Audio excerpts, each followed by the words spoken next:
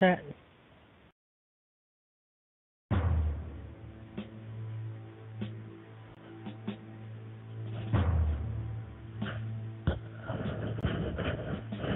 In a world where equality is just another euphemism for mediocrity, where participation is more highly valued than achievement, where just enough to get by is the new standard of excellence, there is a small minority of people who fight back against such apathy, who struggle daily to reach new heights. These brave few are the hope for the future, the bright shining light for the next generation. They are the ones who will lead us to the places we have never dreamed of, to the undiscovered country, to reach goals only a few can even begin to imagine. Unfortunately, none of those people could be here tonight, so kick back and relax. Prepare yourself for several hours of fun, friendship, fascinating conversation, and fabulous music. All those F's, that's an alliteration and kind of a radio trick. Speaking of radio, you're listening to the most popular radio station in the history of broadcast radio, at least among stations that originate from Chris's. It's Curious Times. Your host is Curious Listener. Here she is, Chris. Alrighty then. Welcome to Curious Times. It's halfway through the year now. It's July 1st. Happy Canada Day to any Canucks listening. We'll have to play a couple of those. We'll have to play the obligatory couple of Canadian theme songs, and as well, if there's time, we'll go with the I Am Canadian clip that we dust off every year, and sometimes even in between. And so welcome. We do have Hillary Black here tonight. Real quick here, we have a full week, assuming everybody almost Thursday we're off. Assuming everybody shows up, then we have Diana Monroe tomorrow, Lisa Nolan Shalasky is here Tuesday. Wednesday is the American Independence Day, July 4th. Barbara DeLong will be here. And Selva Dutton on Friday, the 6th, and Saturday,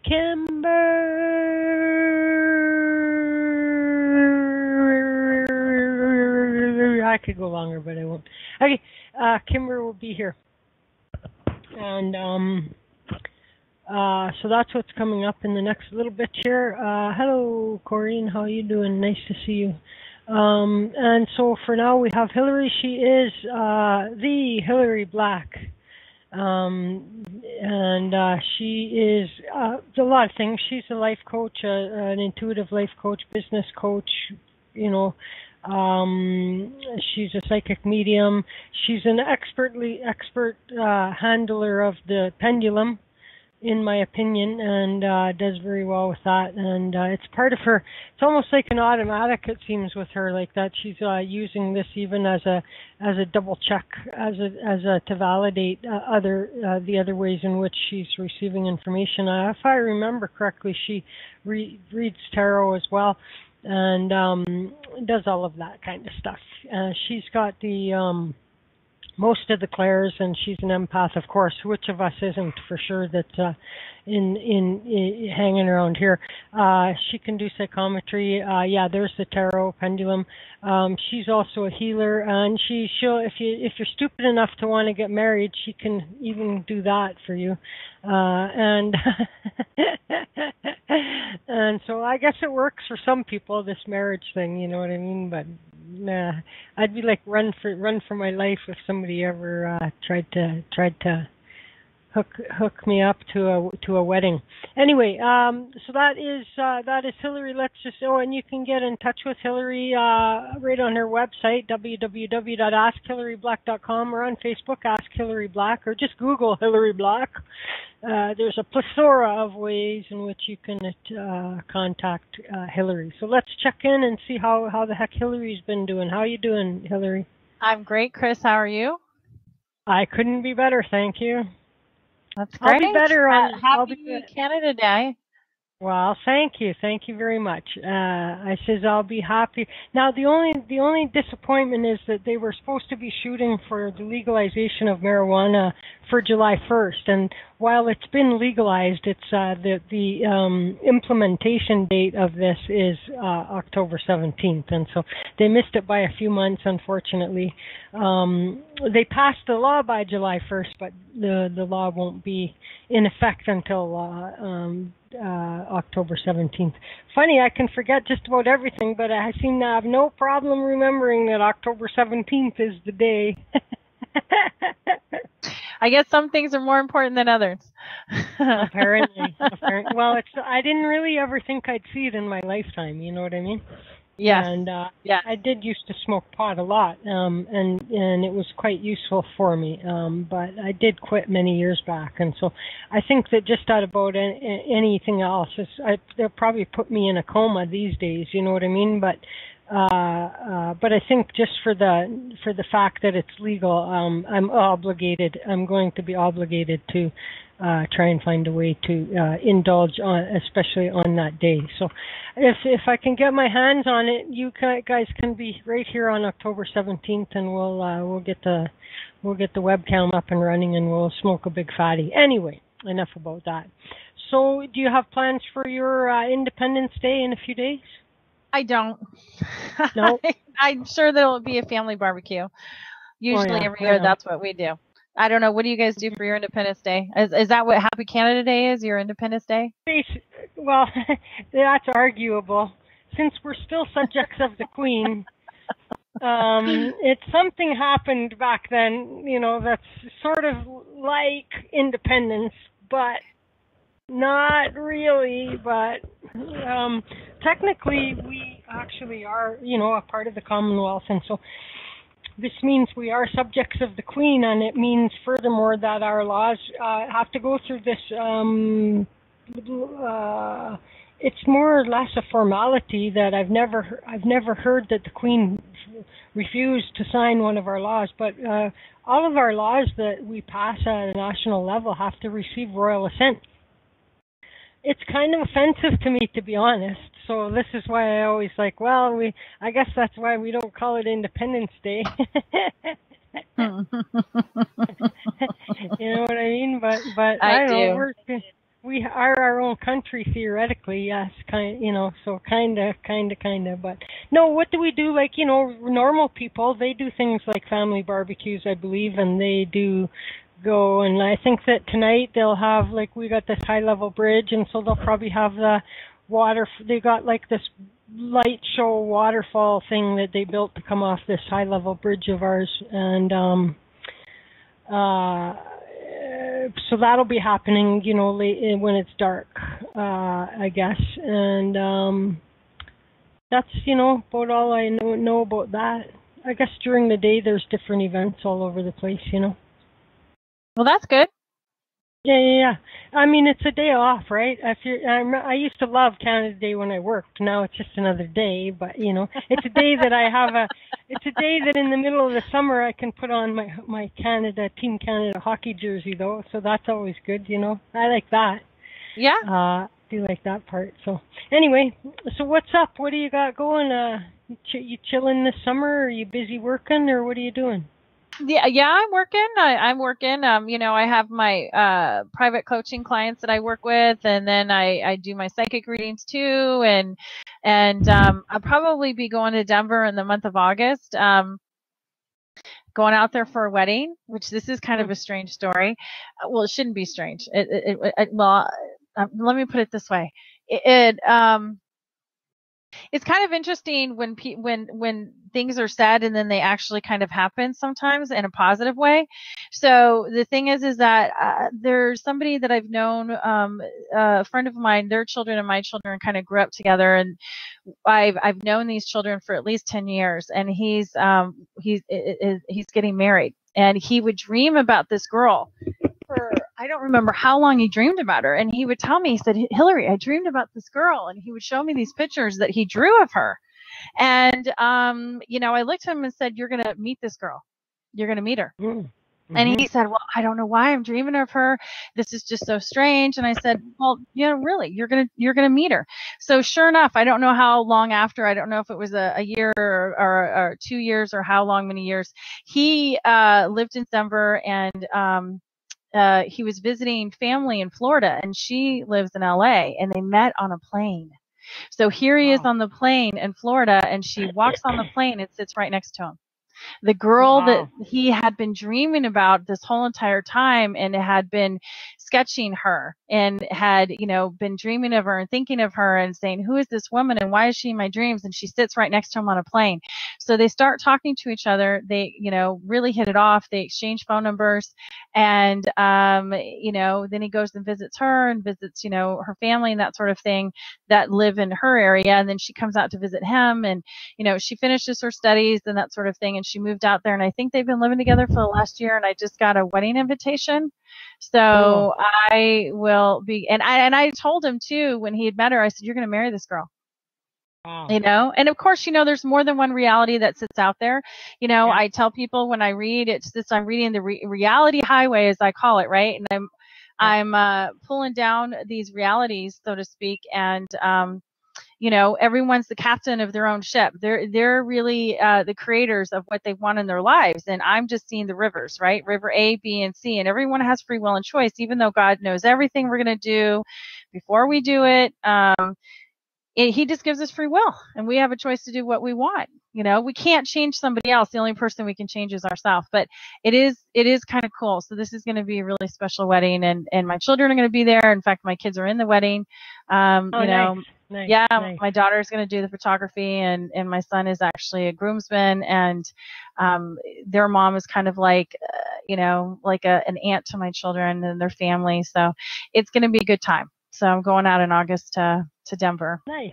Very nice. That'll be fun. That'll be Yeah. fun. Good. Yeah. Well, maybe the officiant of the wedding will be delayed in traffic, and they'll have to call upon you to perform the ceremony. So you should make sure that your certification is legal there. You know what I mean?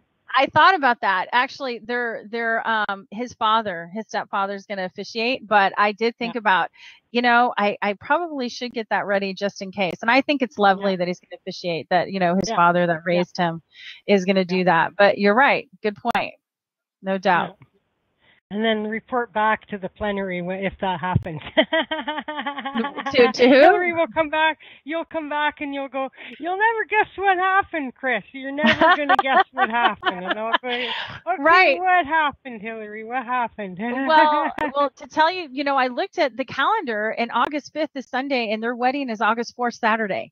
So I'll be on the show the day after the wedding. I'll be broadcasting, I guess, from Denver, because I don't think I'll fly out Sunday. I think I'll stay a couple days, so get to see my children and probably work there. Yeah, that'll be fun. So, okay, cool. So I didn't look to see what our do we have a topic tonight? Well, no, that's okay, because I was looking to see what our topic was today too. And okay. So what I'd like to talk about today is, what I like to talk about is happiness, but not just happiness, really dealing with loss. Because I think dealing with loss and happiness kind of, we have a challenge getting to happiness because we get stuck in the loss. If that makes sense. So one of the things that someone said to me, and I really didn't like the saying, but it's really true, is when somebody shuts a door in your face or they say no to you, they're really doing you a favor. And we don't feel that that's the case, because we sit here and say, why am I not enough? Why is, I'm not enough. Why am I not worthy? What are they not seeing in me? And then, we turn into a chameleon, and we do whatever that person wants us to do so that we're accepted and we're loved and we're wanted. And I really believe that a lot of people on this planet just want a connection. I think that we all want connection. I'm not saying there aren't people there who don't know how to connect to spirit. But I do think even though we connect to spirit or to God or to the universe, whatever that person believes, I do think that we want to connect with human beings as well as, people love animals too. I love animals, and you can always connect to an animal too. But it's just having that unconditional love. So Yeah. if we don't have self-love within ourselves and truly know who we are, and this is related to the happiness, by the way. If we don't know who we truly are, which does take time. I mean, people are like, oh my God, I'm in my 50s or I'm in my 40s or my 30s. We're always evolving and changing as beings. What we wanted when we were 10 or 20 or 30 may not be the same thing when we're 50 to say, God, if I had known what I know now, or I'm just a different person and that just doesn't feel right for me and I just want something different. A lot of times we get into these marriages, and what we wanted when we got into the marriage is not what we want when we're asking the partner to step up or step out. Yeah. If that makes sense. Yeah. Yeah. And so we always have to look at our side of the street and then look at their side of the street. And sometimes we have to recognize we've changed. We're sitting here thinking, oh, that person's changed, and they may not have been the one who changed. It might be us, and acknowledge that, because what made us happy years ago may not make us happy anymore. Mm-hmm. Yeah, and people will stay, and it's because people stay. It's the same reason why a lot of times people get easily stuck in ruts, is because even if it's an uncomfortable rut, it's what they know. Yeah. And so people will stay in relationships as well that have long ago stopped being happy. Because same with hanging on to jobs, because, I don't like going for interviews, or what if I don't get another one, or what if I, what if, and so people will stay lingering around in not optimal situations out of some bizarre feeling of comfort with the discomfort, if you know what I mean. That's it. That's exactly it. So what happens is when I'm coaching my clients, and I also have to remind myself this too, because, I have my own coaches that I work with and my own people, and I see my own psychics, and I see Western medicine and Eastern medicine and all that stuff to do my work. Cause, I have to walk the talk and talk the talk, kind of thing. I have to be comfortable with the uncomfortable. And because that's how we shift. And so it's really challenging when we want this change because we're unhappy, but then we don't want to shift anything underneath us because then all of a sudden we're comfortable where we're at, but we're not comfortable all at the same time. And so that's why we have a hard time getting out of it. Is just as you said, we're comfortable, we don't want to be comfortable with the uncomfortable. And that's where growth is. And that's where you have to really come into that place of confidence. Right? It's what I'm trying to get at, though, is two different kinds of uncomfortable. The one kind of uncomfortable is the familiar uncomfortable that people seem to be comfortable with. And what you're talking about is the fear of change, and the fear of the unknown is being the uncomfortable thing, and so that people don't want to go there because it's uncomfortable. And so, you know what I mean? It reminds me of, and you might want to use this yourself in your coaching as well. You should send every single one of your clients who's stuck in fear or frozen or afraid to make a step, you know what I mean? You should send them to YouTube for Roma Downey. Roma Downey. And she did it's like one of those, she was receiving an honorary doctorate. Okay. And it was a speech that she gave. And if you guys want, here, let me just play it for you here, and then I will also give you a better, I can give you the exact title of it too. Of course, now my player is freezing up a little bit. First time I heard this, I cried. And of course, I'm a crybaby, but the first time I heard it, I cried. And but what she's saying is, and using such great examples in her speech, that I found it to be really useful for people that are. How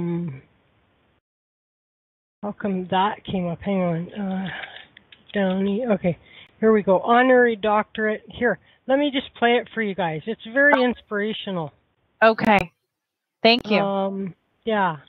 And I'll find. Thank you very much, President. Can you hear it? Livingston Dean Fellows. It's a great honor and lovely Yes.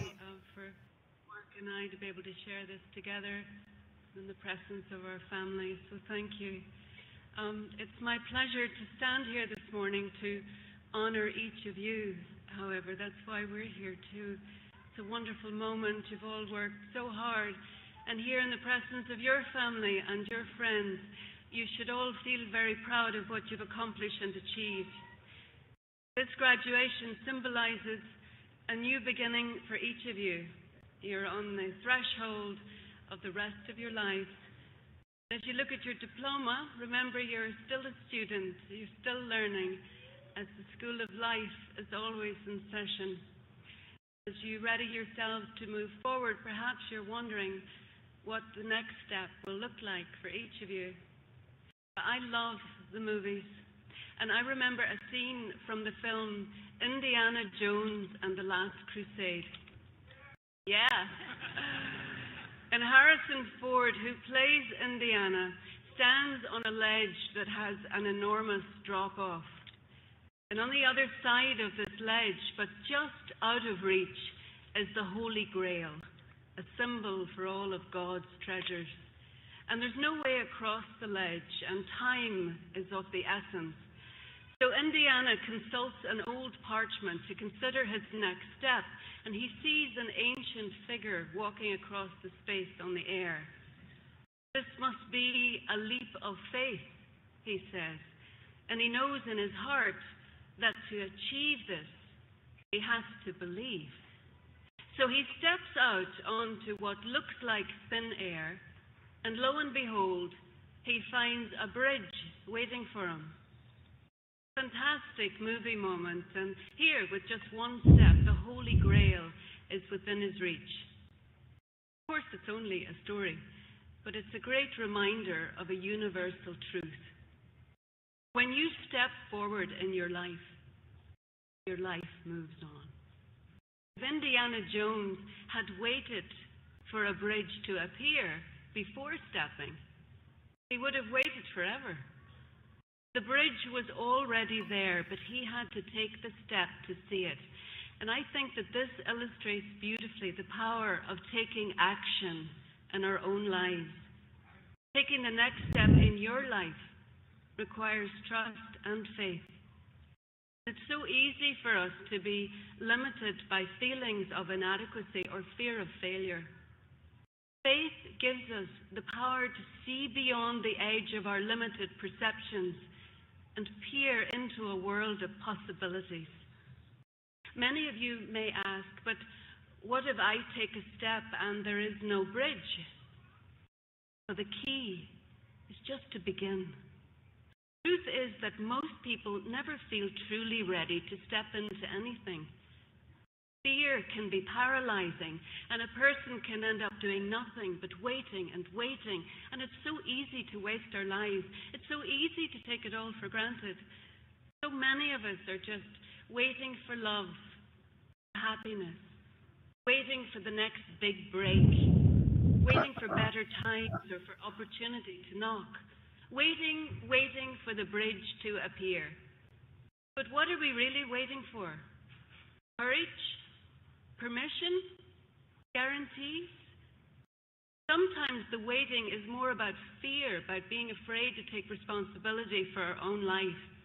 By moving the goal line to out there somewhere, a person can think, well, when I get there, then I'll be happy. It's that sort of reasoning that separates us from the here and now. But one step is all that it takes to find your own bridge. One step, one yes, one act of courage. And remember that courage is not the absence of fear, but feeling the fear, moving forward anyway. When you show courage and step forward, you move into your own power, and that generates energy. And energy is priceless and vital. It motivates you and moves you forward. Your energy will create momentum. I have learned in my life that the antidote to waiting is willingness. Willingness is pure alchemy. And harness the power of intention, trust, and faith. Willingness inspires readiness. And with readiness, all things are possible. You know, Ernest Hemingway used to advise writers to use every joy, every pain, every experience as an aid to write better. And I have tried to do the same myself as an actress. I've channeled many of my own emotional experiences through my work. It is possible to use every single thing that happens to us as an opportunity to live better and to become better. We will inevitably make mistakes. It's best just to learn what we can and to move on. We can also learn to reframe and accept that there are no problems, only opportunities to grow. We can learn to turn our wounds into wisdom. Great Winston Churchill describes an optimist as someone who sees opportunity in difficulty, and a pessimist as someone who sees difficulty in opportunity. The moment you choose to see something only as a problem, you define yourself as a victim. But the moment you choose to see it as an opportunity for growth, you open yourself up to inspiration, options, and to find a way out. As long as you believe you're a victim, you'll attract more wars, more enemies, so as to prove your point. Whatever you identify with, you will attract. You achieve what you believe. Gandhi once said, you have to be the change you want. The world is a mirror, and you have to be different if you want to see a different outcome. The world mirrors your intention, your trust, your faith. Trust fully that good things will happen for you. Where you place your trust, you place your power. And when you allow yourself to step into your power and take action, you will become an alchemist. Every story that you have ever connected with, every leader that you have ever admired, everything that you have personally accomplished is the result of taking action. You do have a choice. You always have a choice. That's what's really exciting. I'm so glad and honored to be able to be here today to remind you that that choice is always yours. Here and now, I encourage you to let go of any fear, let go of any anxiety you may be feeling, and say yes in your heart to new beginnings. Step into your own heart and be fully present in your own life.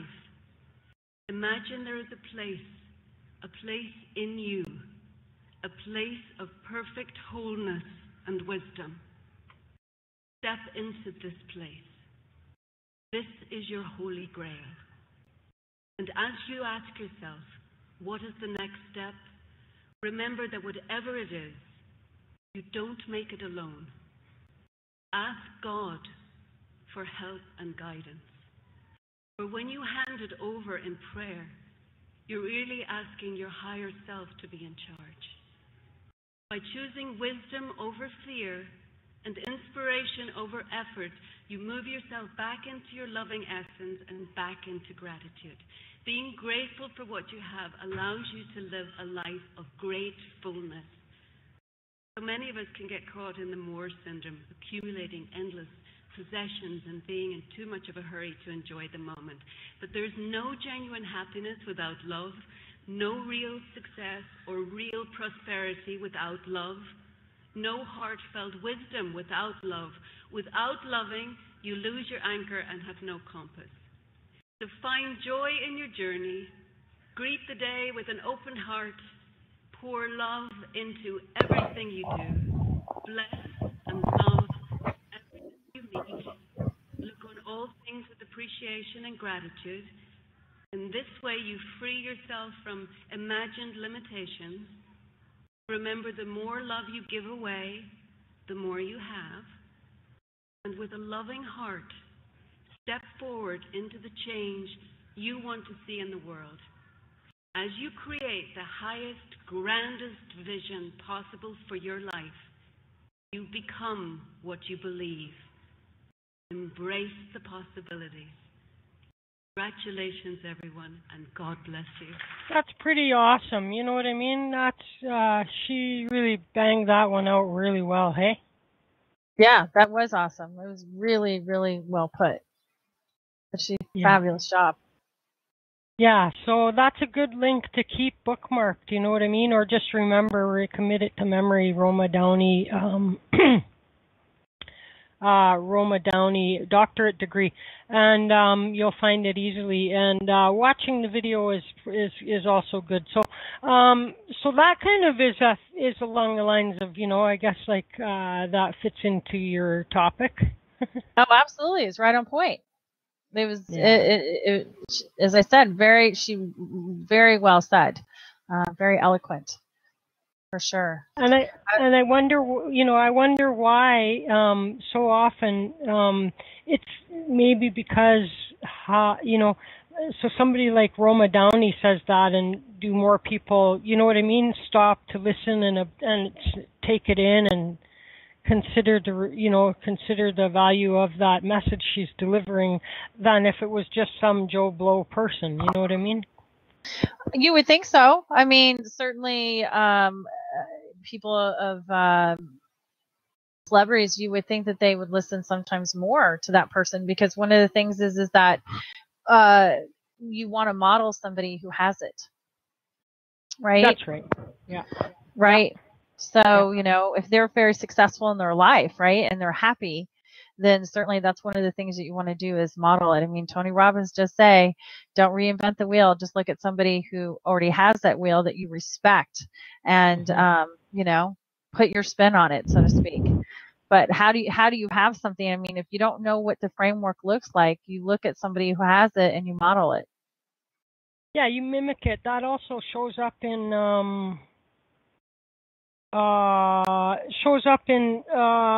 somebody who I had on the show had a book out. What happens when you die, or what? Sandra Sneed, and that comes up in her book a little bit, which is to say that, you know, what we do as human beings when we're small is that we begin to mimic those around. You know, we begin to mimic those around us, and the desirable thing is to mimic the good people around us. You know, and right? Of course, yeah. Hopefully, you have good people around you that you can mimic, and sometimes for some kids it takes till they get to school, and now they've got exposure to other people, you know, that they hadn't had exposure to in their limited world before school, you know.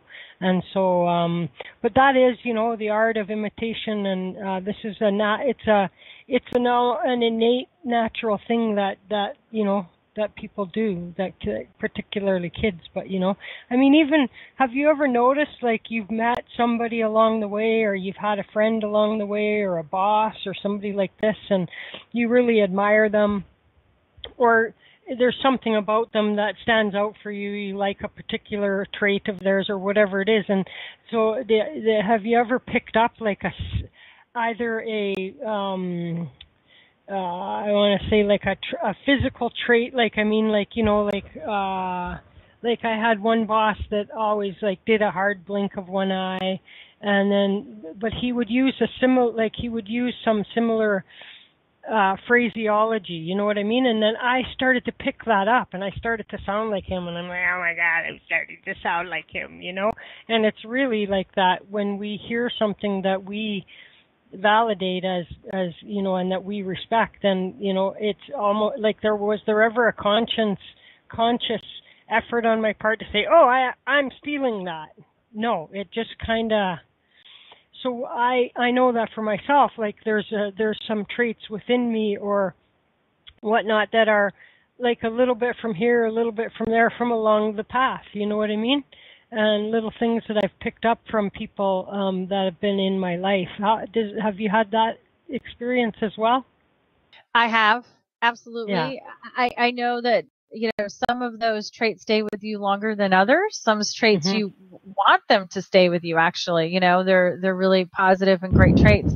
I know that when I was when I was living in Kentucky, actually, and had relatives down there, and all of a sudden people thought I was a local because I would just go right into Uh-huh. the accent easily, Yeah. just slipped right Yeah. into it. And then when I'm away from it, I don't, but it's interesting when I go back down to the South or anything like that, I go right into the accent. I don't know what it is that I do, but Uh-huh. again, as you said, there's some things that we look at people and we respect them, and then all of a sudden we start, copying that trait on a subconscious level. Sometimes it could be conscious, and with them being good traits and people that we do respect, some things do stay with us longer than others, and that's okay. Well, and once you become, and that's how, I'm remembering back to when I was, my experience with the union thing was, in brief, I never want to have nothing to do with the union. It seemed to me that, that you had waiting for people to die and lazy people got protected and blah, blah, blah, blah, blah. And I was a hard worker and they were in my way and why would I pay my money? And blah. I didn't understand. I didn't have any knowledge about it. And although I did know that one year when my mother bitterly commented negatively about me due to this, but the big meat packing plant here went on strike and they were hiring scabs, or i.e. replacement workers, and I was looking for a job at that moment in time. I refused to go there I'm not stealing somebody's job, you know what I mean? I was totally going to draw the line there, even if I hated the idea of unions and that. But I went to my first union meeting and became the president of my local. And, then as a result, I took the collective agreement home that night, read it two or three times back to cover, went into work the next day, filed a few grievances, because I could realize, these are the rules. Well, I know they're not following that rule, and I know they're not following that rule, and I know they're not following that rule. So I started to file those grievances, and then, so from time to time I would have to be down at the union office for various meetings or to do things or whatever. And so when I had some time to spare or whatever, I would go hang out at the union office, and there was a lady there that turned out that she was there was a falling out, and she wound up being a real user of the system and all that. But along the way, I picked up a lot of stuff from her. You know what I mean? Just sitting in the little reception area, visiting with her, and then the phone would ring, and I would hear her giving advice to people on the phone. And I was only hearing her end of the conversation, but I was picking up, how to do that. Right. And before long, I got hired by the union. Before long, I replaced her. Before long, I became executive secretary treasurer of the provincial union. Blah blah blah, and then I became a staff rep of the largest union in the province. And all of this was because I was utilizing that idle time of mine. But instead of just other people might have just sat in that, if they were just sitting there to have a gab session with someone and then the person had to go pick up the phone, then they would probably not pay attention. You know what I mean?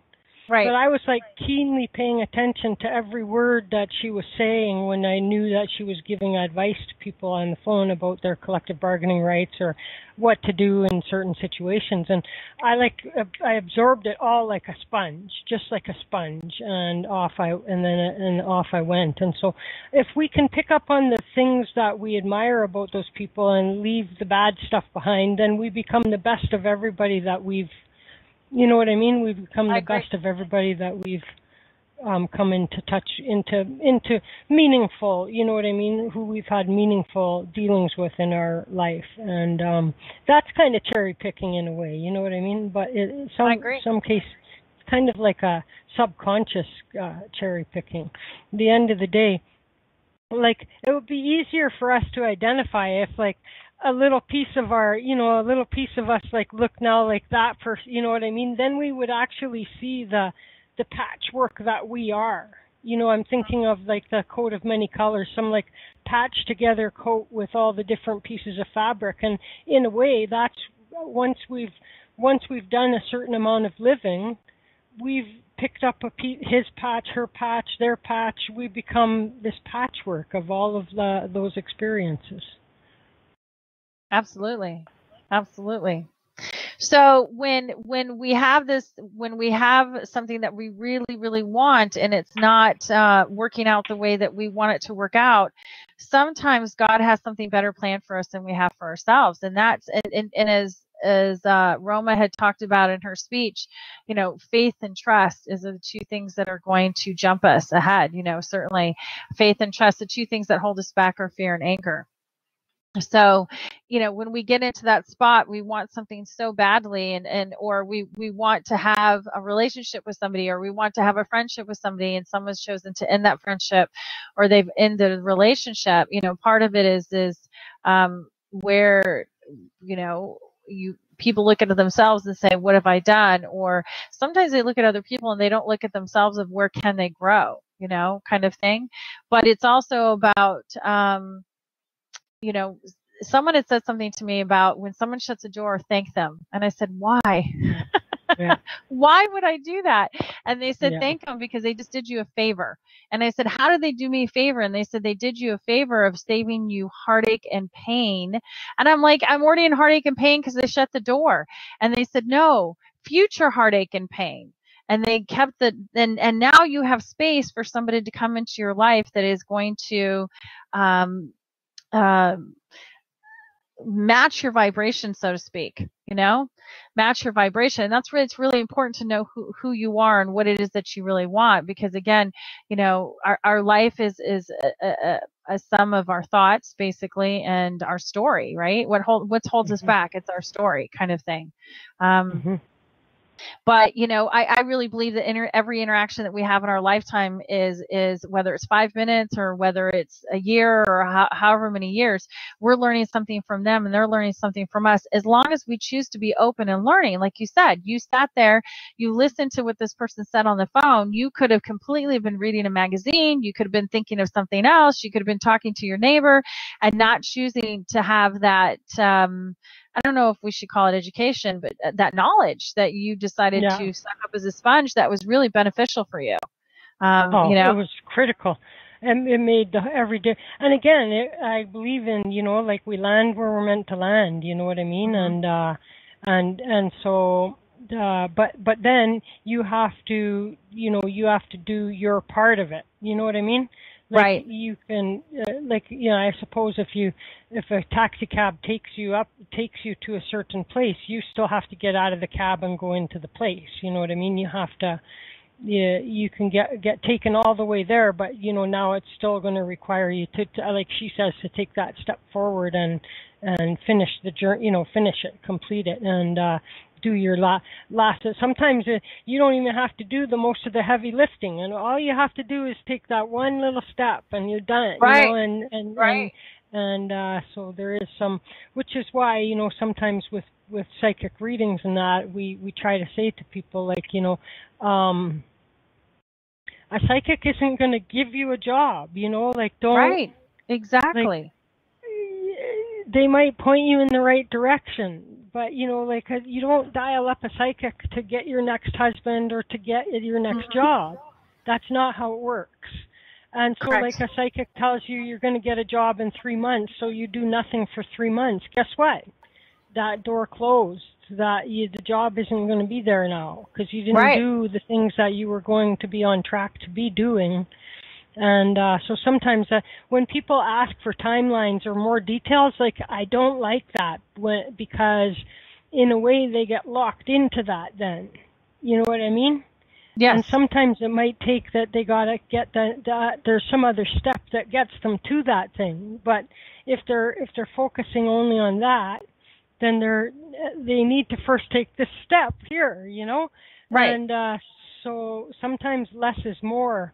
If we're and hopefully psychics get to where they can also with their own intuition, they can kind of determine, you know what I mean, like when they have a caller that, or a client or somebody like that that's exactly like that, that is not, like, they're not taking it for in the as a general map, you know what I mean, like they're taking it as an exact, you know, okay, blonde hair 3 months from now.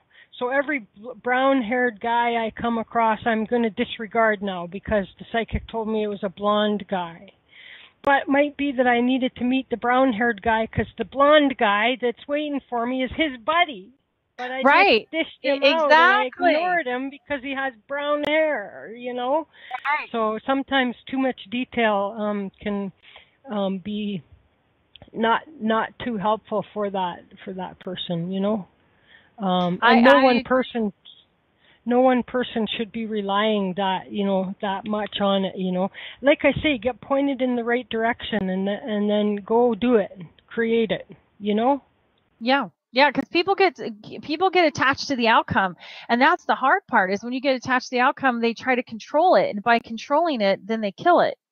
So, or in a sense, the opportunity is not presented anymore. Like you said, they miss it. So I would always say to people, you know, here, that's why I just talked to someone about this last night. I said, you know, I see a person coming in, but I'm not going to tell you what color of hair they have. I'm not going to tell you the eyes or anything like that, because if I do that, you will get fixated on it, and then you may miss the person. For example, and I've always said this before, the red box, the green box. So we ask God for this certain person, or a certain situation for that matter. And then what happens is that we expect it to look a certain way. So as we're expecting it to look a certain way, I want my red box, you know, square, white bow. And then I say, God, where's my box? And he's like, well, I delivered it. And I'm like, no, you didn't. You didn't deliver anything. I haven't seen a red box. And he's like, no, it's a green box. It was oval with a black bow. Oh, that was from you? And he said, yeah, where is it? I gave it away. Right. Well, why did you give it away? Because it wasn't what I asked for. Well, how do you know it wasn't what you asked for? Did you open the box? Right. No, because it didn't look like the outside. It's like judging a book by its cover, not opening the book to see what it is. So I didn't open the box. Well, Hillary, you just gave it away, and you just gave what I gave you away. And I'm like, what are you talking about? I didn't open it. Well, that's the point. You didn't open it, and you just gave it to somebody else, and now they're enjoying it because you gave it away. Because it didn't look like what you expected it to look like.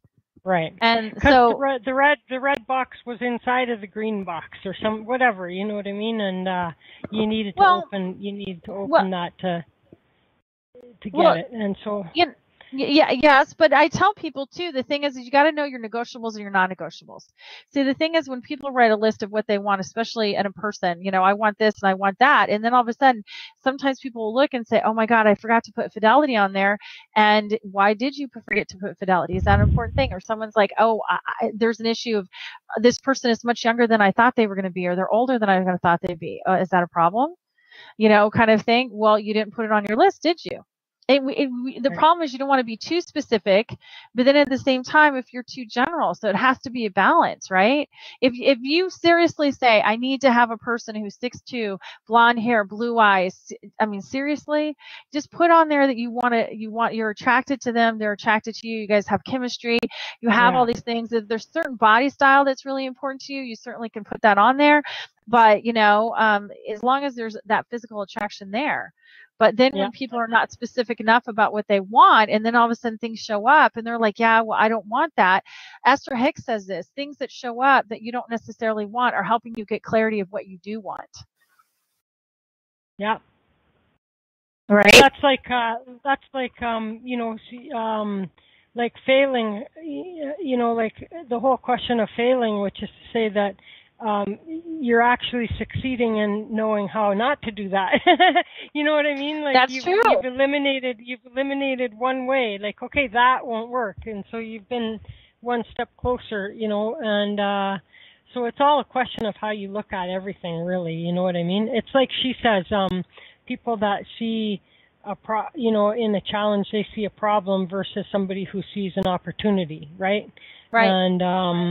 And so it's all half, you know, so much of everything is how we, what energy we give to that. You know what I mean? If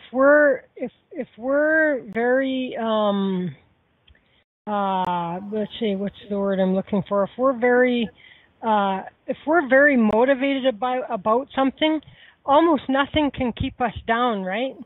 It's true. I remember when I was, trying to do water skiing for the first time in my life. And now, did I ever aspire to be a water skier? No. Did I ever? But here was a challenge now, and I could not get up on the damn skis. But I kept allowing myself to get dragged through the water, doing spectacular wipeouts and every other thing like this. And I never quit because, damn it, I was going to, I was gonna do this thing. And so if we're motivated by it, we will keep going at it, right? But if we're not all that motivated by it, I think that sometimes you can tell what you're motivated by the effort you will put into it, because if you're not willing to keep trying at that thing, you're not very motivated then. Right. And that's where you have to look at, is fear holding you back, or are you being real with yourself about, is this something that's important to you and it's not, or it's not important? Because sometimes our head says one thing and our heart says another, and our heart will always trump our head. Yeah. If you look in your heart, you may have different answers than your head is telling you. And that's where you got to get real with yourself. But, the flipping the switch, like you said, it's kind of like, she had said, opportunities to grow, wounds into wisdom. I was writing so fast. I'm going to listen to it again. I think it's so good. I am going to share it with my clients. I think it's fabulous. So thank you for sharing that with us. Seeing an opportunity for growth, and you achieve what you believe. And it really is about what you believe. What you think is what you attract to you. So if you don't know what you're thinking or what your beliefs are, look at what you're attracting and then say, am I okay with these beliefs? Am I not? I mean, we're the ones who have to determine what we're okay with and what we're not okay with. Right. But you have to, well, you want to desire happiness, or you don't want to, but to have happiness, you must desire happiness, kind of thing. And like I said, it's flipping a switch. It's like, when someone's focused on the lack, or focusing on the loss, and focusing on, this is seriously, I have been here for 4 years in California, and I have not gone swimming in the beach. Now, I finally got into the pool and started swimming in the pool, which is something I love to do. And shockingly, I can still do the butterfly, which is surprising at my age and my weight.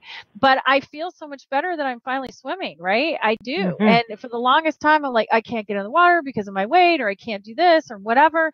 I made every excuse in the world, and I wasn't motivated. And then I finally said, someone kind of really let me have it, which, and they said to me, you were an Olympic hopeful. What the heck is wrong with you? And I really looked at myself and said, what is wrong with me? Why am I not taking that step? I'm the one who's holding me back from my own happiness. So I got in the water and I started swimming, and I feel so much better. But, I haven't gone into the ocean yet, which I love to be in the ocean. And I was afraid to go in the ocean or go down to the water because someone was going to take it away from me. Someone was going to take my happiness away from me, because what happened 4 years ago, my entire life just blew up. I got divorced. I moved. I had, my kids are, going to college in a different state. It was really a sad time for me. And so I thought, I can't handle any more loss. I just can't handle it. So I wouldn't allow myself to have any joy or happiness, because if I did that, then someone was going to take it away from me. Well, that was all in my head. Right. Yeah. It was all in my head. So now I sit here and say, go ahead. I say like that, sometimes people, they're rushing to write the end of the story before chapter 1's even halfway through.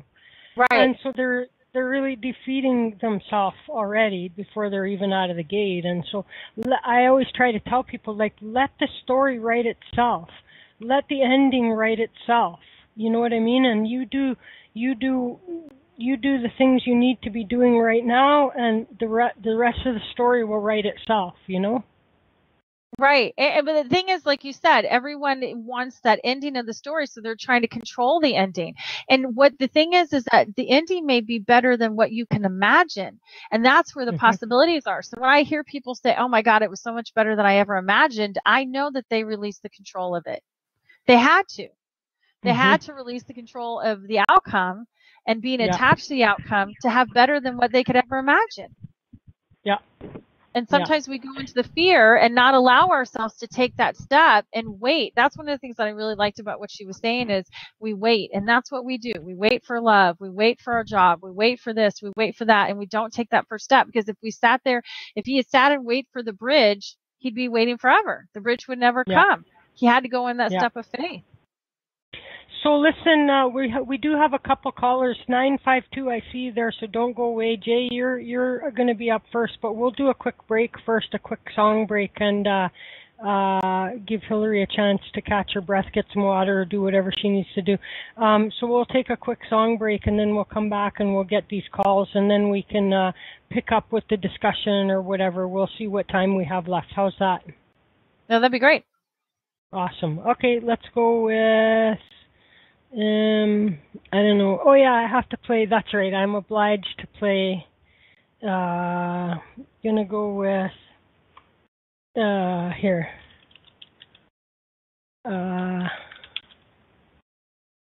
Let's see.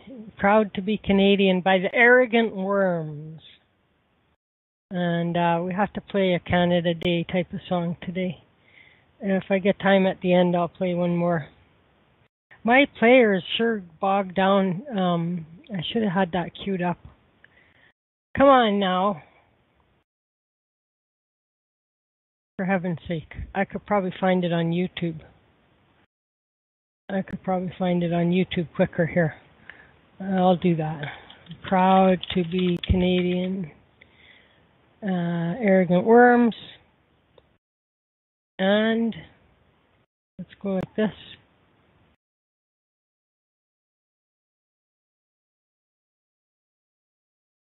Hello.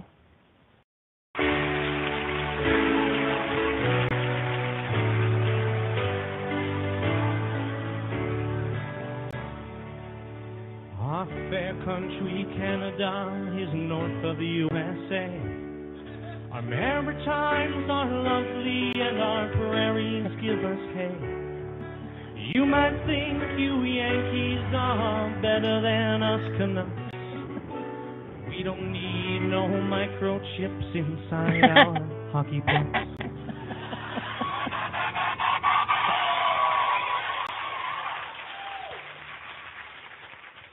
We know that you've got Disney World, and you keep it very clean. We don't have Bob Dole, and we can drink when we're 19. We may watch your TV shows for hours and hours and hours. We'll give you Alan Thicke, but Shania Twain is ours. We're proud to be Canadian. We're awfully nice to strangers. Our manners feel our curse. It's cool in many ways to be Canadian. We won't say that we're better. It's just that we're less worse. Your beer is not too tasty and your weather can't be beat.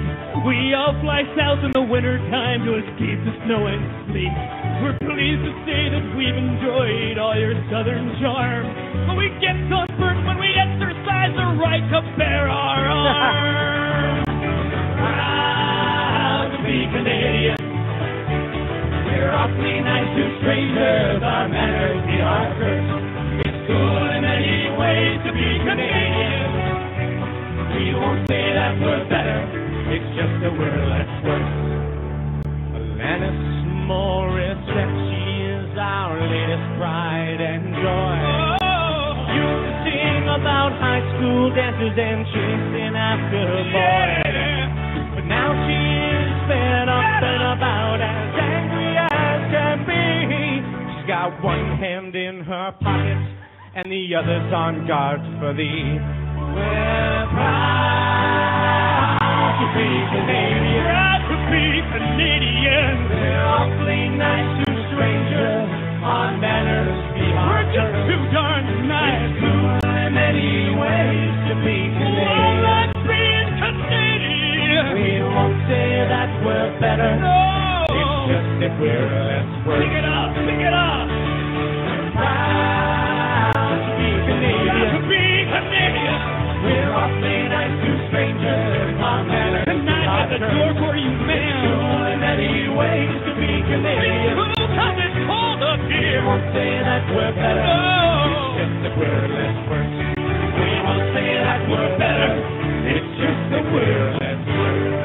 Years are not enough.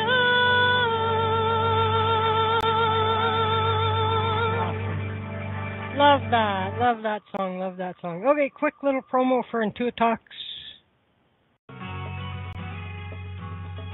Are you looking for a place to meet like-minded people? Perhaps you're a light worker looking for a safe place to share your thoughts and services. We've got a place for you, IntuiTalks.com. Join for free, post updates, blogs, create and join groups via website or radio or class package. The possibilities are endless. Join the all-spiritual, all-under-one-roof network, www.IntuiTalks.com. All right, we're back. My favorite part of that is like that we get sunburned when we exercise our right to bear arms.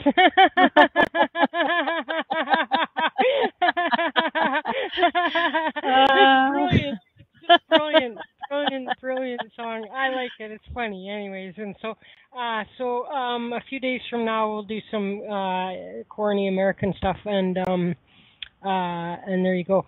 So now, quick shout out, and then we're going to get those calls. Hello, Jay. You'll be up first, so get ready. Boo Boo, how are you? Christy, who is there? Diane, Brighton, my only other Canuck. Oh, besides Jay, Jay's not only Canadian, he lives across the city from me. He's like in my own damn city. What a small world, you know. How do you find somebody from your own damn little city in this great big World Wide Web like that? But you do. Let's see. Hillary, of course, is our guest. Hillary Black. Michael is there. Corrine, the Purple Plate Lady. www.purpleplates.com. And then our caller's 952. I can't remember who you are, but you'll be up right after Jay. So you're ready for that call then, Hillary? Let's see. I'm ready. I accidentally moved myself. There you go. Yeah, I'm ready. Okay. All right. Let's go get Mr. Jay from Edmonton. How's it going, Jay? Hey, not too bad. How about yourself? Good. I'm hot right now because my fan is not on. You know what I mean? It's been a cool day so far. Come on. I don't know, like I'm hot. I don't know. I haven't been outside. Maybe it's hotter inside than it is outside. Maybe I have good heat retention inside, or maybe I'm having hot flashes because I'm an old woman. I don't know, but I'm hot. I was thinking about that, but I wasn't going to go there. You said it. I'm glowing. Actually, I was like, usually when it's a hot flash, I know it and I call it. You know what I mean? But yes, but I'm just kind of okay. Carry on. Hello, Jay. Hey, how's it going? Okay. How are you? Doing okay.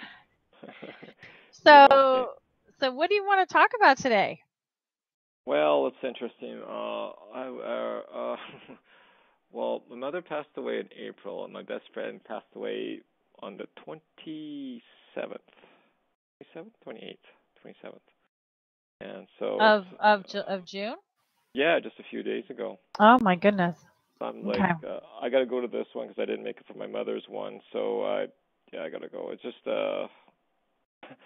man, oh man, two things at once. You know, thinking my mother's grief and then I'm doing friend's grief. So yeah, it's a rush. It's a rush trip. It's a rush trip to Toronto and then back again, like 2.5 days or 3 days, and that's it. So yeah, it's been a wicked week. Wow. So I'm sorry to hear that. So what question would you like me to look at today, or is it? Do you want me?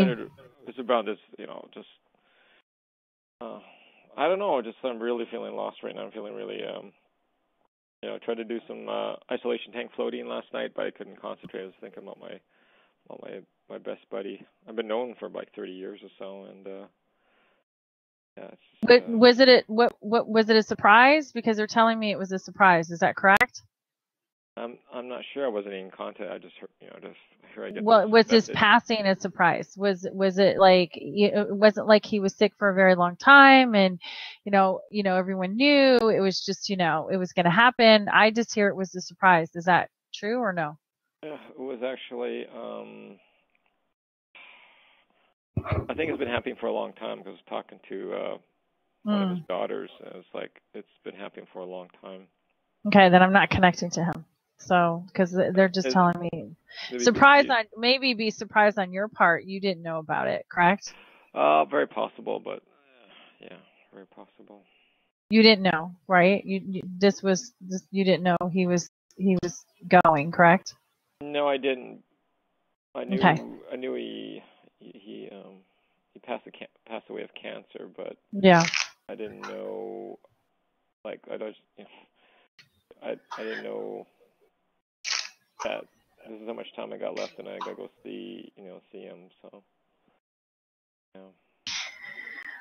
Well, I'm asking Spirit what it is that you need to know right now, because I'm not sure that I'll try to see if I can connect to your friend.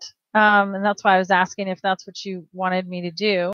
And that's why I was trying to pick up what I was getting, and I wasn't quite sure that I was connecting to your friend. What they're telling me right now is that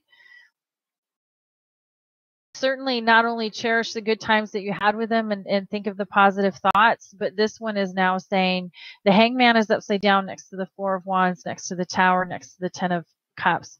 I'm not saying anything because towers can be positive. They also can be negative.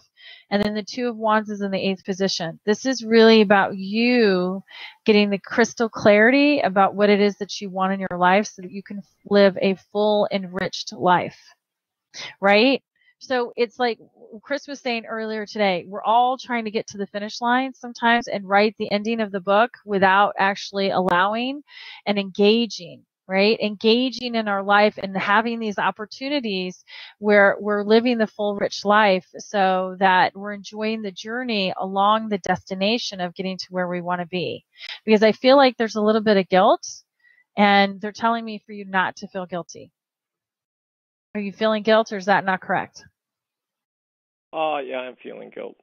Yep, that's what they're saying. I think he tried to phone me actually up in January. I didn't phone him back. I just got they didn't even phone call, just a call display. So, yeah. Right. So it's and so they're telling me for you not to feel the guilt. I mean, certainly, you probably have a lot of thoughts in your head of, he reached out, I didn't reach back, but at the same time, you can speak to him on a subconscious level, right? And it's called a soul-to-soul conversation. I really don't know the exact term of what it's called. I just know I did it when I was young, and I still do it. And you're supposedly supposed to bring your guardian angels to their guardian angels and have them speak to them. You can do that. I just bring them up in my mind's eye, and I just speak to them and say what it is that I want to say to them. And then I usually do it before I go to sleep. And the reason I do that is because I ask them to finish the conversation in my dreams. Because when I was younger, it was much easier to do it that way, right? And then they would come and finish the conversation in your dreams, kind of thing. And then you can say everything that it is that you want to say, because they're just telling me right now you have guilt, you have regret, and you don't feel that your friend really knew how much you really cared and appreciated and loved them. He knew. That's what they're saying to me. They're just saying that he was wanting to connect to everyone before he passed, and he can still connect to you even though he's on the other side. Yes. Right? It was more about him telling you how he felt about you than him needing to hear from you about how you felt about him. That's what they're saying to me. This is really more about him telling you how much you meant to him and how much he cared about to you. Does that make sense? Yeah, it makes sense. It just loss of two people in a very short period of time. Right. But I understand what you're saying. I can connect with my mother or my best friend that way. Yeah. Yeah. And hopefully that will be helpful, right? And then be able to have that conversation with them. And then in a sense of don't beat yourself up.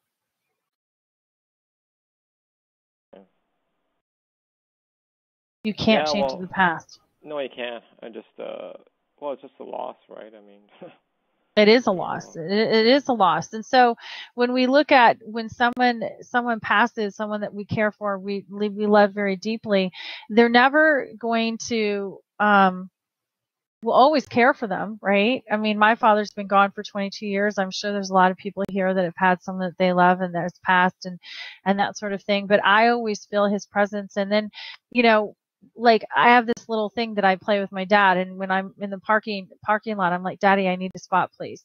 And sure enough, I always get one, usually, and it's my little way of thinking that my dad is still watching out for me and he's still here. So there's ways that you can still connect and be able to have that feeling that they're still around you, even though they aren't physically here in the physical form, that you can still have that hug the way you want to have it or speak to them the way that you want to speak to them, kind of thing. I mean, you're certainly entitled to have your life. And I've, and live it accordingly. Shoulda, woulda, couldas or missed opportunities. I mean, the opportunities still can be here, even though they're not here. Does that make sense? Oh, yes. There's definitely opportunities for that. For myself, I'm just, in the grieving stage of that, it's just, because you weren't there for the phone call in January doesn't mean that you can't speak to him now. Doesn't mean that he can't still talk to you, and that there's ways that all of a sudden that you will get a sign from him, or he'll talk to you. Right. That's what I'm trying to say. Yeah. Okay. Well, I just talk to my friend as I'm talking to you, and give me signs or something like that. So. Absolutely. And ask your mother the same thing. Ask your mother to give you some signs and say, however you choose to have that. I mean, I just choose to do the parking thing with my dad. That's something I love to do, kind of thing. But, however you choose to connect with them and how you want to know that they're around, or have that conversation with them and have them come and finish it in your dream, that sort of thing. Or because they're telling me your psychic abilities are going to start coming stronger, and you're going to start noticing them during the day. And then you're going to question, did that really happen? Or is that my, thoughts? Or am I, is that a wish, or did that really happen? And you're going to start noticing things during the day that will have to do with your psychic abilities. Does that make sense? Yeah, that makes sense. For myself, I'm just, I had some weird, I don't think I had weird dreams, but I had some dreams where I had heard sound. I heard my mom calling out before she passed on. I heard, J, and then there was one dream where I heard, it wasn't my dream, but I heard like walking sounds with my mother. Mm-hmm. So it was interesting hearing that. Well, as I said, certainly spirits do come in your dreams, and they'll be talking to you, right? And so this is your loved one, right? Your mother, and she absolutely could be coming in your dream, and you could, she could be calling out to you and walking towards you. If you're okay with you seeing her like in a physical form with your eyes wide open, tell spirit that you're okay with that. If you're not, and you're saying, hey, I'm okay with my mom physically, being here and me seeing her in my mind's eye during the day, tell spirit what you're okay with and what you're not okay with, right? If you're okay with her coming and physically giving you a hug in a spirit form, and you will feel a physical form, when people have been touched by spirits, which I have myself, and, other people that have said it, I've literally felt fingers, like 1, 2, 3, 4, 5, an entire palm, like a human being was standing right next to me, and they just had their arm around me, and I'm like, whoa, and no one's there. I've heard someone out loud speak, like in a human voice out loud. No one's there. Visible man right in front of me, basically. And so you tell spirit what you're okay with and what you're not okay with. Just as we do in human form, we have a personal boundary. We have, and of course, this is your mother. So certainly you would want that hug from your mom, right? But at the same time, that spirit, you're like, I don't know. I'm a little nervous about that because, there's no one there. And is it really my mom or somebody else? So it's coming into that step of faith of your spiritual gifts coming into the next level. Because that's what I see happening. That's what they're telling me. And you will get your confirmation. I mean, as I said, I could try to connect to them, but I just didn't feel like your friend was coming through at this time. No, I don't think so either. I think my friend is, I don't know, what do you call stasis or something like that up in there in between land. So, yeah. You know, sometimes when people pass, I can connect to them right away. Some people I can't. One person I connected, and it was interesting. Their family member said, you know, tell her I'll get back to her in a minute. I'm in line waiting.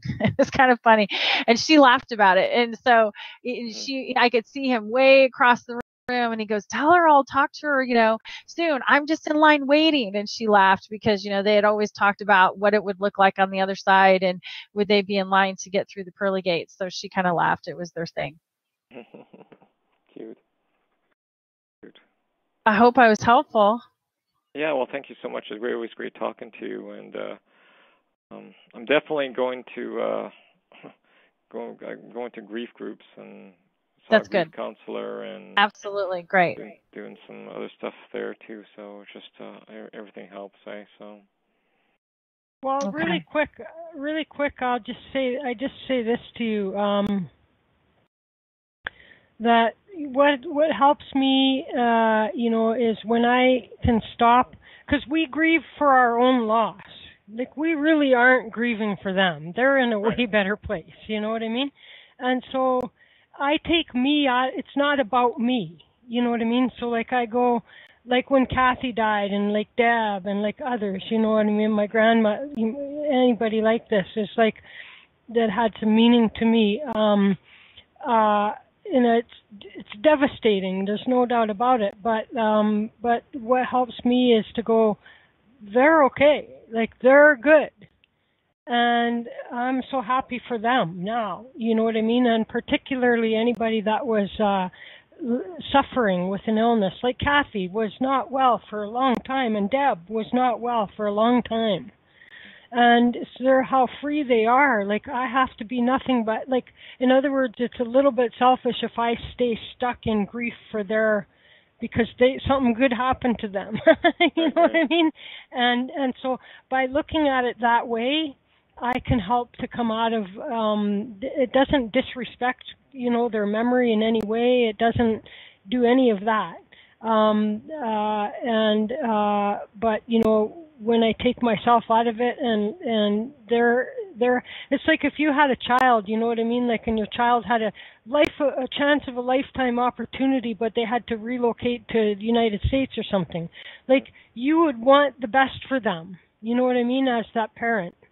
And so you if you put your energy into the happiness of the excitement for their future kind of thing, then it helps you to deal with your sadness that they're not in your everyday life now because they're relocated. And so similarly, that's how, you know, that for me was the turning point in the grief process. And that's how I deal with it. And it's not that I'm not sad or anything else when somebody dies now, but like I adjust so much quicker. You know, I understand that, and sometimes we have to allow ourselves. Like, I always go, like, if I die, the last thing I want is anybody that I care about to be distraught to the point where they're, you know, not functioning to their full capacity. You know what I mean? I don't want them to be sad. I don't want them to be, you know, anything but keep on moving forward in my honor. You know what I mean? Like, I don't want anybody to be putting anything on hold because I died. You know what I'm saying? And so put yourself in their shoes as well with that, and what would they want for you? They would not want you to be, you know, going too deep into grief with this. You know what I mean, Jay? Right. Okay. All right. Thank you so much for your wisdom too, Chris. Okay, take it easy, Jay. Take it easy. It really did help me. It really helps me quite a lot to do that. Now, who's 952? Can you just push 1 on your phone and say hello? 952. Hello? Hello. Hi, who's that? It's Sandy. Oh, hey, Sandy. How's it going? Good. I should have recognized that. Okay, no problem. It's been a while. I know. I haven't listened for a long time. Well, Hi, there you go. Hillary. Welcome back. Thanks. Hi, Sandy. Hi. I'm wondering if I can get a reading on my son. Sure. Oh, good. Okay. He just started a new job, and he starts college in the fall, and he's just feeling like he can't handle it. And I'm wondering if I can get any insight into that and what may happen going into the future. Do you only have one son? Yeah. Okay, so I just want to make sure I'm getting right the individual, because you don't have to say his name. I mean, I understand we're on the thing here. So show me Sandy's son and show me what's going on with his new job. So show me Sandy's son, what's going on with his new job. Did your son like movies when he was younger? They're showing me movies. Does he like movies? No more than anybody else. I don't know why. There's, they talk to me in pictures and things, and what they're showing me is this, it's, he's either going to be changing his group of friends or he's going to be making new friends, is what they're showing me. So is your son 25 yet? No. Okay, so he's younger. So what they're showing me is that this group of people at a mall and a group of people at a movie theater, and it's just kind of the group of people he's choosing to hang out with. And I know we're talking about the job. I do feel that he's going to actually do well at this job.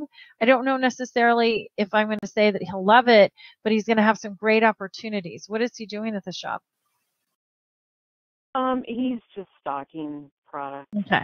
Yeah, well, okay. Okay, that makes sense. Okay, so maybe that's why they're showing me the mall and they're showing me kind of like the movie theater, because it's kind of a job where someone just starts out, right? It's not the end all be all job. It's not, the job that he dreams of, but certainly it's a place, it's a beginning, it's a start. And that's kind of what they're showing me. And I do feel that he'll make friends there at the job, so to speak. It's certainly not the pay that he wants it to be, is what they're saying, but I think they're going to be fair and equitable to him. I do think that he's going to have some changes in his beliefs, because the Five of Pentacles is upside down, and that's the glass is half full or is the glass half empty. So I think it's going to be a learning experience for him, even though he's like, oh my God, I'm just stalking it. And I don't want to say it's mindless, because you do have to pay attention to where your product is. I mean, if there's mistakes made, it could be, oh my God, you got to change this palette to a whole nother aisle kind of thing. So there has to be some thought in it, but, and it's a very laborious, physical job, no doubt about it, but he'll get what he wants out of it. That's what they're telling me. Okay. Okay. Want to look at school? Just for the school. You're breaking up. I didn't hear you. I'm sorry. Is she there? Chris? Oh, I can't hear you. Did I lose you guys? She did say school. She did say school. She did just drop now, and so let's give her a second to see if she can. Okay. No, I didn't drop. I'm here. I muted myself because I was hearing some feedback.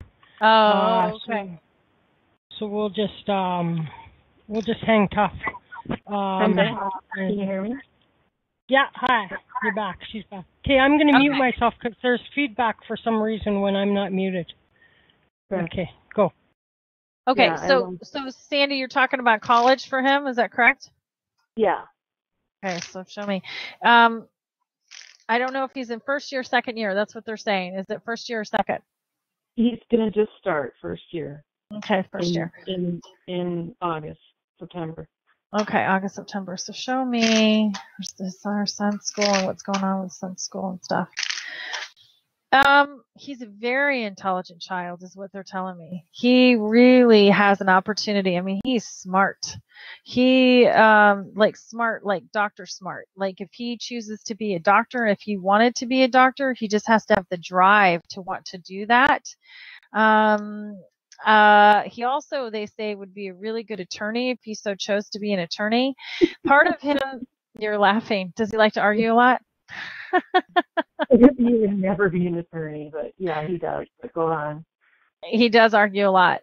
Yeah. He's the type that they're saying to me that he would like to be self-employed down the road, even though he may, okay, there you go. Because I was going to say he may not have realized that or come into that quite yet to see it that way, but that's what they're telling me. And that's one of the things that even though the job is just a stalker, he's going to learn some things, just like Chris and I were talking about today, where Chris was saying, she sat there and listened to this lady on the telephone and was a sponge and just sucked all this information in. And I've done that too, by the way, in my certain jobs that I've done, or not jobs, but certain places where I've sat and said, ooh, this person really knows what they're talking about. I'm going to listen to what they have to say, kind of thing.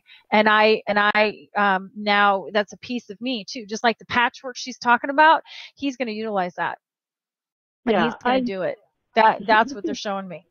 Good. This is his first job, and he just needed to learn what it's like to have a job and have to go to work when you don't want to. And, yeah, so I understand that. He's freaking out about it, and he's a nervous wreck. So I just wanted to see how it would turn out with that job, that he'll stay with it and finish it till August. Yeah, I do feel that he'll finish it. I mean, he's going to be saying, "Oh my gosh," he's going to be hurting a little bit, even though he's young, because he's going to be using some muscles that he's probably not used to using. But in regards to, pardon? Yeah, he doesn't get any exercise. So, go on. Yeah. But in regards to school, I do think that he's going to meet some influential people. I feel that there's going to be, not only at work, that he's going to learn and be a sponge at work. And there's going to be some things here that he can utilize in business. I mean, he has definitely opportunity. As you said, you don't see him being as an attorney. They show me he could be a scientist if he so chooses to be a scientist. He could go into business. I think that he would really like business. If he chose to go into business, he would want to own his own businesses. But he'll look at all these people that are in his life and he'll model them and the people that he respects. And he's a life learner, and that's what they're telling me. He isn't going to just be a book learner. He actually is going to be a life learner. Well, he'll look at the opportunities that have been presented to him and saying, "Oh, I should learn that too. That's this person is very successful in what they do, and let me go ahead and model that." So. I do think that he may join some clubs or that sort of thing, and tutoring isn't a bad thing in a sense that if he needs some assistance or help, I'm not saying that he isn't intelligent. He's quite intelligent. In fact, I think that he could tutor some people actually in some subjects if he wanted to make some extra cash, that sort of thing. So, he can look and see if I don't know if they pay for tutoring, or I don't know if the kids that are tutoring over there volunteer. I'm not quite sure how that works, but he can find out in the school as well. So does it look like socially at school that he will do okay? Like he'll make a friend or two?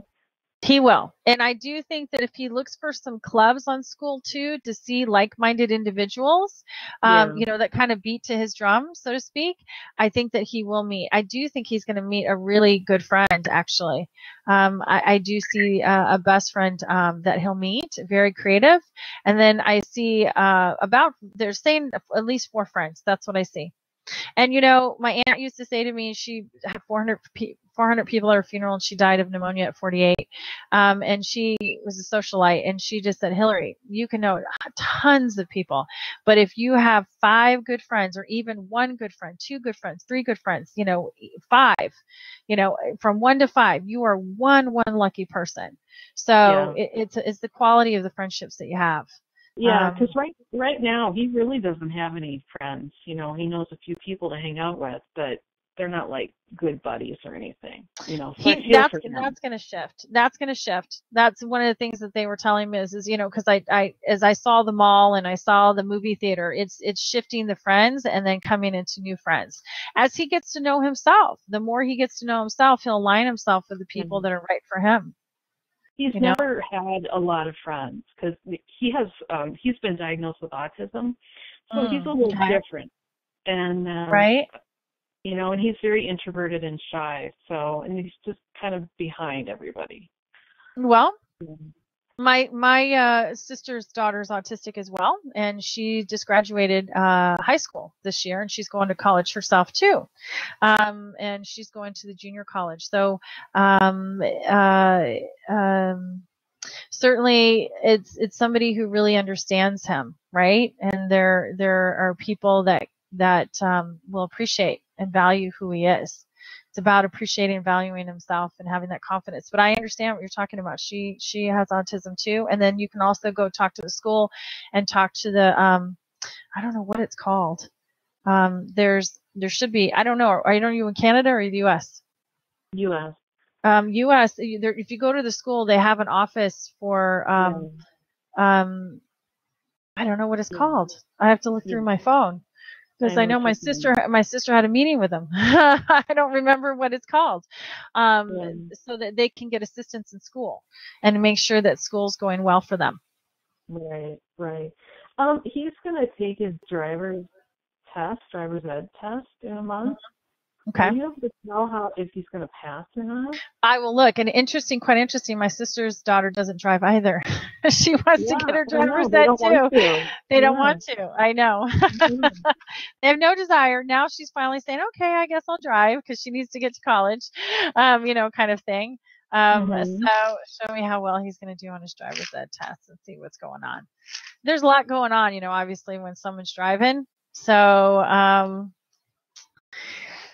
let's see if he's going to pass. There's a little frustration here, but I do see success. So there's a little bit of frustration here.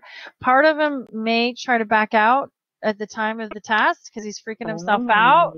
Yeah. So, because the Two of Swords is here right next to the Ten of Pentacles, he's thinking, I don't know if I should do it. And so it's just giving him the confidence that he can do it. Everything is me making him do it. Not he wouldn't do anything on his own. So I understand. I do. So yeah, my son didn't want to drive either. And he's 22 now, and he's like, Mom, why didn't you let me have my driver's license at 16? And his sister and I are saying, you didn't want your driver's license at 16. Yeah. You didn't want it. So he didn't remember that. But yeah, fear taken out. Is he gonna pass his driver's license test? He'll pass it. He'll squeak by. That's what they're telling me. Okay. All right. Yeah. Well, great. Well, I appreciate all this. Thank you so much. You're welcome. All right. Thank you, Chris. Thank you, Chris. Oh, I think she's on mute. Oh, there she goes. You're welcome. Thank you. Okay, you take it easy, Sandy. Thanks. Okay. All right. Bye. All right. Peace out. Okay. So I think that's it for callers. Where are we time-wise? 20 minutes. So we can sort of, if you want to summarize the topic for us, and then we can get out of Dodge. Okay, so really, it's about I'll hear what we have here. The Power of Your Subconscious Mind by Joseph Murphy is the summary of steps to happiness. Are you okay with me going over that real quick? Yeah, absolutely. All right. So there's 12 steps here. Of course, you can do one or some of them, however it is. It says William James said the greatest discovery of the 19th century was the power of the subconscious mind touched by faith. And this is what Roma Downey had talked about. There is, number 2, a tremendous power within you. Happiness will come to you when you acquire a sublime confidence in this power. Then you make your dreams come true. 3, you can victoriously rise victoriously over any defeat and realize the cherished desires of your heart through the marvel power of your subconscious mind. This is the meaning of spiritual laws of the subconscious mind. And again, 4, you must choose happiness, which is one of the things I was mentioning. Happiness is a habit, and this is true. So if we don't make it a habit, then we're not consistent with it. It's a good habit to ponder on often. When you open your eyes in the morning, say to yourself, I choose to be happy today. I choose success today. I choose right action today. I choose love and good for all will. I choose peace, pour life, love, and interest in the affirmations, and you can choose happiness. And again, as I said before, when you do your affirmations, make sure you feel it through your whole body and then visualize what does happiness look like for you. Give thanks for, and this is number 6, give thanks for all your blessings several times a day. Furthermore, pray for peace, happiness, and prosperity for all members of your family, your associates, and all people everywhere. Number 7, you must sincerely desire to be happy. Nothing is accomplished without desire. Desire is a wish with a wish with wings of imagination and faith. Imagine the fulfillment of your desire and feel the reality. It will come to pass. Happiness comes in answered prayers. Now, the last, number 8 is remember your life is what your thoughts you make of it. So if we dwell on negativity, then that's what we bring to us, is the negativity. And you cannot buy happiness with all the money in the world. That's number 9. Again, some millionaires are very happy and some are very unhappy. Many people with very little worldly goods are very happy and some are very unhappy. And some married people are happy, some are unhappy. So right. The kingdom of happiness is your thoughts and your feelings. That's pretty much what it is. And it's a harvest of your quiet mind. Anchor your thoughts on peace, poise, security, and your mind will be productive of happiness. And there's no block to your happiness. External things are not the causation. They are the effects, not cause. So take cue from only creative principle within you. Your thoughts are causing the effect. So choose happiness. There we go. And the happiest man on earth brings forth. So it's really about being in your best self, trying to be our best self, you know? Mm-hmm. And God within us. So, you know, I'm glad that you did the Roma Downey speech. I think it was really good and just hit home. It's about having that faith. And what I really heard from that, and I could see why you cried in that, absolutely, how touching it was not to wait. A lot of us wait. We wait for something to happen. And like you say in the readings, you know, people will call me and they'll say, okay, Hillary, you know, am I going to get this job? Am I going to lose the weight? Am I going to do this? And someone sarcastically said to me, it doesn't take a psychic to know if you're going to lose weight or not. Well, you know, the thing is that we're just reading energy lines. We're reading realities and options. Yeah. You know, we're just guidance. Yeah. It's just the person has to take the action. They're the ones who have the free will. People would say, like, when am I going to move? When are you going to pack? You know what I mean? Like, you're not going to move until you pack. That much can be sure, you know? Right. And so you have something to do with it. Moving the energy. And it's moving the energy, right? Well, and I always say to people that are like, oh, well, you know, I'm like, well, pack one box, and so now you've stated your intention to the universe of moving. Exactly. Pack a box and keep it there, like, so that you see it every freaking time. It's there. It's like, you know, be active in the process of moving. And you know what I mean? So there is a lot that we need. The universe can pave the way, but you gotta take the journey. And one last thing I wanted to say is like that. You know, you might think you know what makes you happy, but like if you haven't tried everything in the world, then you really don't know what you know, that you're missing out on something that's like the absolute, you know. And so it's like, how do you know that you're going to like a certain food unless you taste it? You know what I'm saying?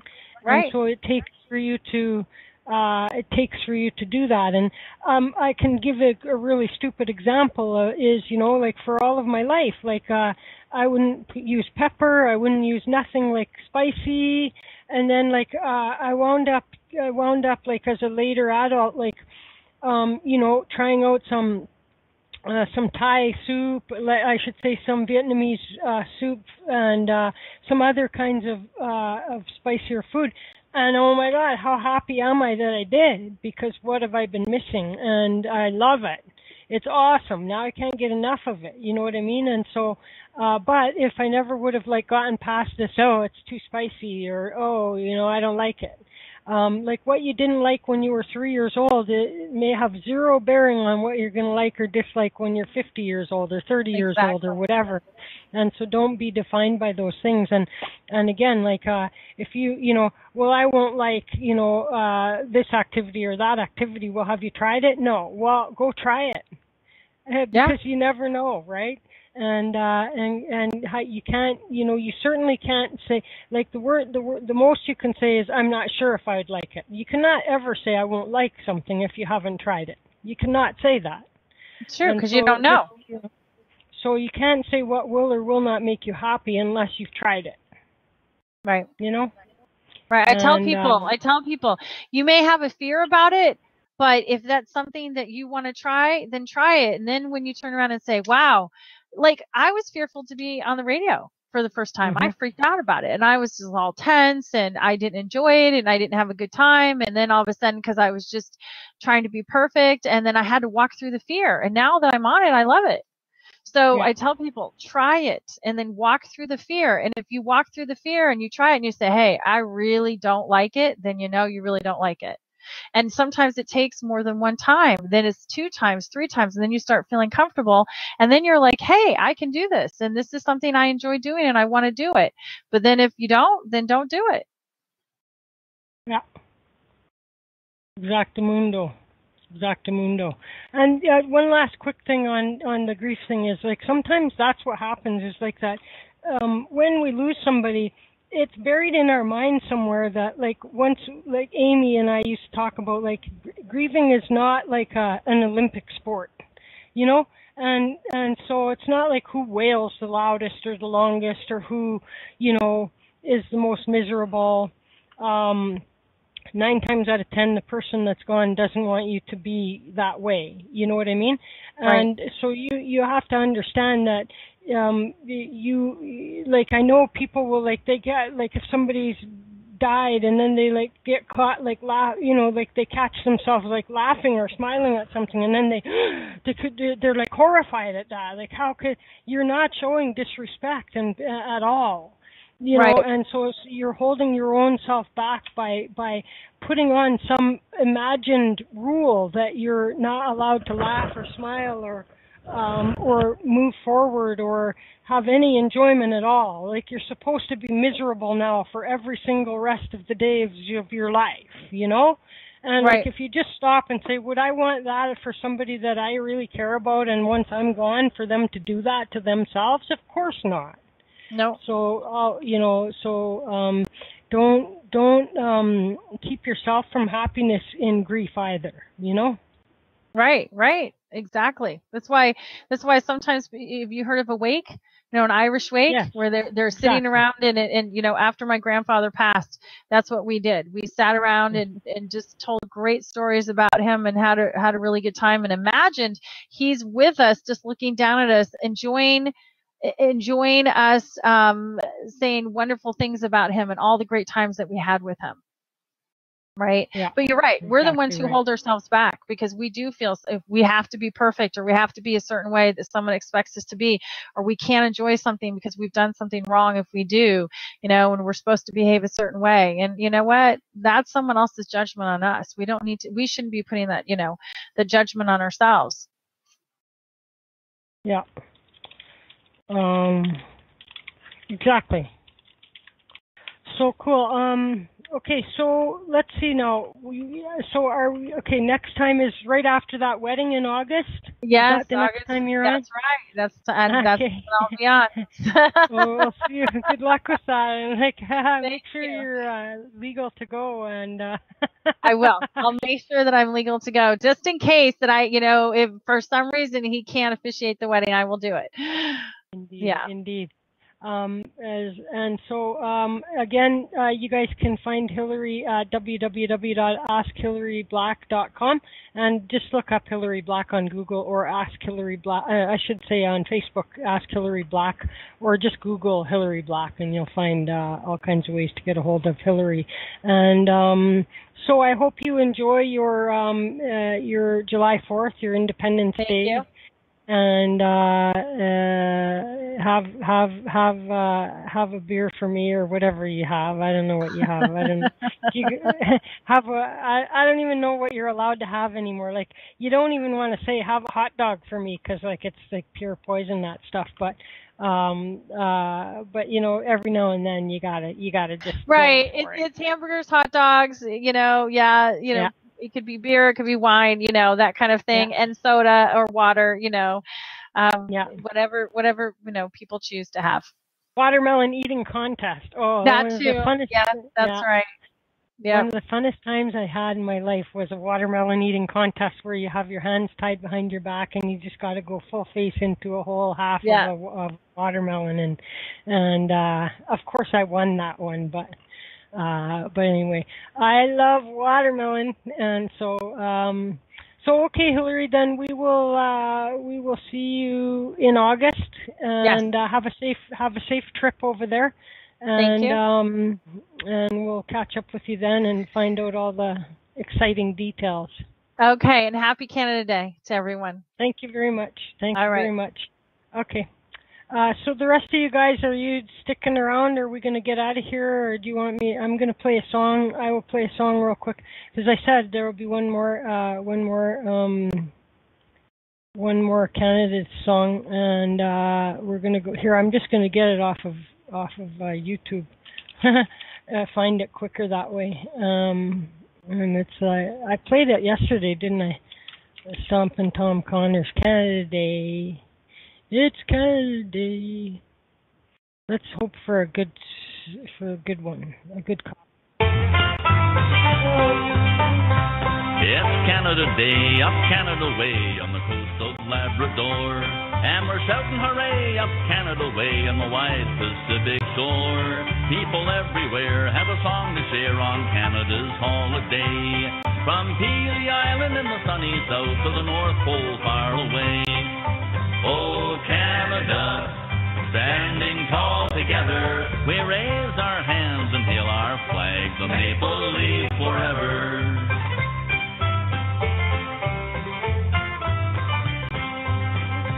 It's Canada Day, up Canada way, when the long cold winter's done.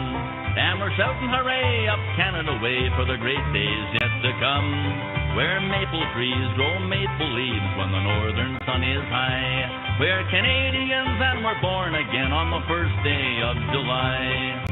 Oh, Canada, standing tall together, we raise our hands and hail our flag, the maple leaf forever.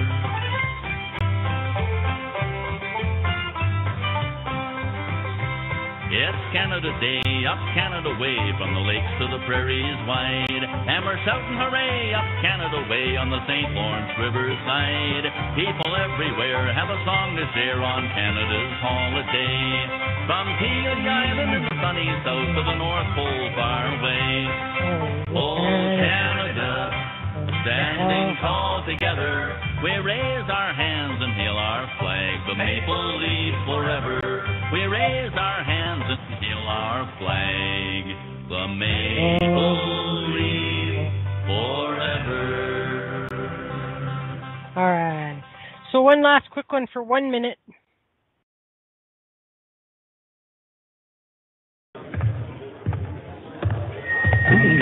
Hey, I'm not a lumberjack or a fur trader, and I don't live in an igloo or eat blubber or own a dog sled.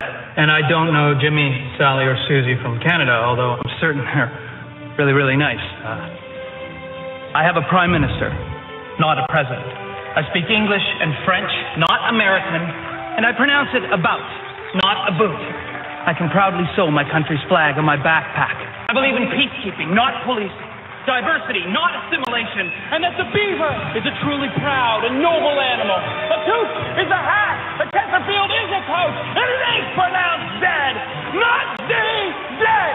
Canada is the second largest landmass, the first nation of hockey, and the best part of North America. My name is Joe, and I am Canadian. Thank you. I think that's funny. It never gets old, that one. And there's the William Shatner spoof of that one. But we've got Corrine, I think, wants to talk. So, hey, Corrine. Uh-oh. Are you muted on your side, Corrine? What's going on? Okay. There you are. Hey, how's it going? Okay, I don't really want this. We're not recording, right? Yeah, we are. Yeah. Okay. So, well, okay. Yeah. Okay. All right. So I'll just park you, and then I'm just gonna do the William Shatner one real quick, and then we'll end the show, and we're back tomorrow with Diana Monroe, and thanks you guys. Stick around for overtime for a little while anyway, and here's William Shatner's spoof of that what you just heard. The following program contains mature subject matter. Viewer discretion is advised.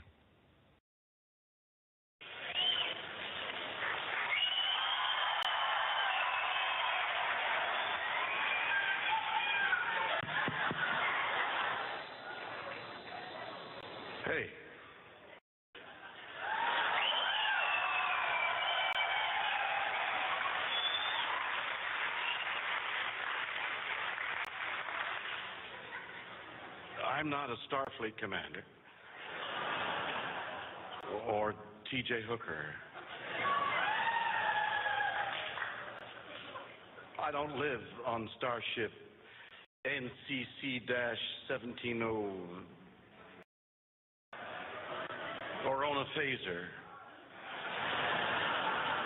I don't know anyone named Bones, Sulu, or Spock. And no, I've never had green alien sex. But I'm sure it'd be quite an evening. I speak English. And French. Not Klingon. I drink Labatt's, not Romulan ale.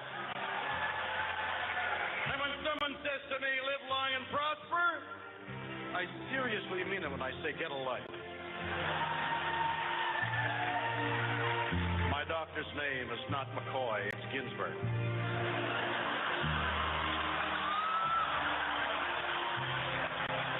And tribbles were puppets, not real animals. Puppets! And when I speak, I never ever talk like every word is its own sentence.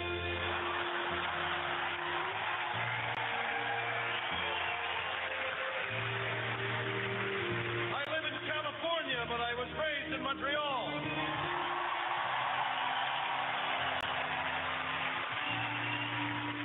And I believe in Priceline.com, where you never have to pay full price for airline tickets, hotels, and car rentals. I've appeared on stage at Stratford, at Carnegie Hall, Albert Hall, and the Monkland Theater in NDG.